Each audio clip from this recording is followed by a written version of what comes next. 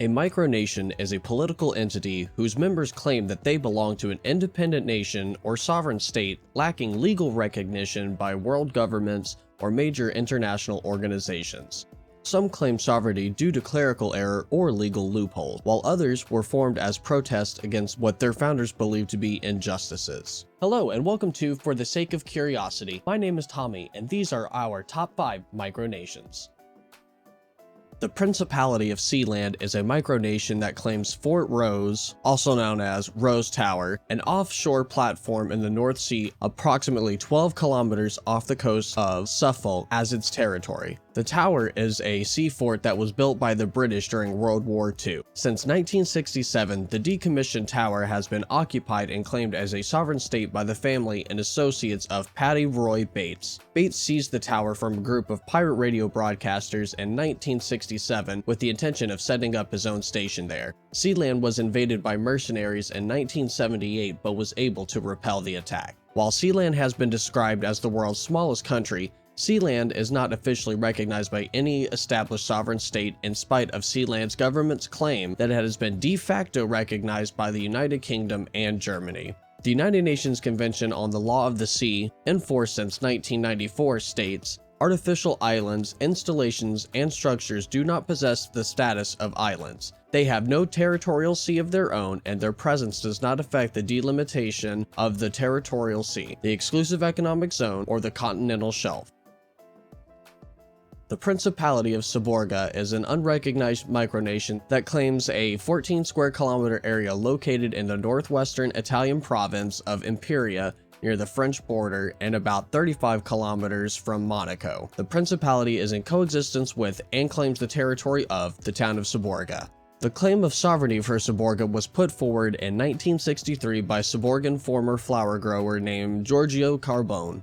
He claimed to have found documents from the Vatican archives which, according to Carbone, indicated that Saborga had never been a possession of the House of Savoy and was therefore not legitimately included in the Kingdom of Italy when it was formed in 1861 during Italian unification. Carbone claimed that Saborga had existed as a sovereign state of Italy since 954 and that from 1079 it was the Principality of the Holy Roman Empire. Sovereignty claims assert that Saborga was overlooked by the Congress of Vienna in its redistribution of European territories after the Napoleonic Wars. Ladonia is a micronation proclaimed in 1996 as the result of years-long court battle between artist Lars Vilks and the local authorities over 2 sculptures. The claimed territory is part of the natural reserve of Kullaberg in southern Sweden. In 1980, artist Lars Vilks began construction of 2 sculptures, Nemes, Latin for too much, and Arx, Latin for fortress, in the Kullaberg Nature Reserve in northwest Skåne, Sweden. The location of the sculptures is difficult to reach, and as a consequence they were not discovered for 2 years, at which point the local council declared the sculptures to be buildings, the construction of which was forbidden on the nature reserve, and they demanded that they should be dismantled and removed. In protest, Vilks proclaimed that the land around the sculptures as Ladonia. As Ladonia's existence is not sanctioned by Sweden, it is difficult to find. There are no official signposts in Sweden, nor is it marked on maps. However, a few kilometers northwest of the town of Arlid, and somewhat further from the town of Mole, and can only be reached on foot following a well-worn path with yellow ends painted on trees and fences. The path begins as an easy stroll past Himmelstorp, a well-preserved 18th century farmstead, but quickly becomes a steep and rocky climb down to the coast. From 1967 to 1975, 15 ships and their crews were trapped in the Suez Canal after the Six-Day War between Israel and Egypt. The stranded ships, which belonged to 8 countries, West Germany, Sweden, France, the United Kingdom, the United States, Poland, Bulgaria, and Czechoslovakia respectively, were nicknamed the Yellow Fleet after the desert sand that coated them. During the war, Egypt blocked both sides of the canal to prevent its use by Israel. Scuttled ships, sea mines, and other debris continued to block transport through the canal until the wake of the Yom Kippur War, after which the blockade was lifted.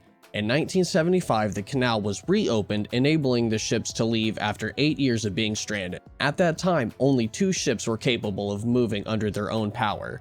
On May 24, 1975, the German ships Münsterland and Nordwind finally reached Hamburg port, cheered on by more than 30,000 spectators. They were reportedly the only ships to have returned to their home port under their own power. For the Munsterland, this was the end of a voyage to Australia which had lasted more than 8 years, 3 months, and 5 days. The Kingdom of Elior is a micronation located on the island of Elior in the Roskilde Fjord on the north of Roskilde on the Danish island of Zealand. During the German occupation of Denmark, the island was purchased by a group of Copenhagen school teachers in 1944 for use as a summer camp. They proclaimed the island's tongue-in-cheek independence as a kingdom as a gentle parody of the government structure and royal traditions of Denmark. It has been claimed that the kingdom's ancestry has been traced back to a society of Irish monks who arrived in the middle of the 10th century. Numerous traditions peculiar to the kingdom have evolved over the subsequent decades, including a ban on the novel Robinson Crusoe and the use of Elior Standard Time, which is 12 minutes behind Danish time. Many of the place names on the island, the kingdom's government, and the titles assumed by its nobility are parodies of Danish equivalents. And there you have it, folks, our top 5 micronations. Go ahead and give that thumbs up button and that subscribe button some love today, so that way we can be blessed by that almighty algorithm. Thank you so much for watching, and I hope to see you again in the next video.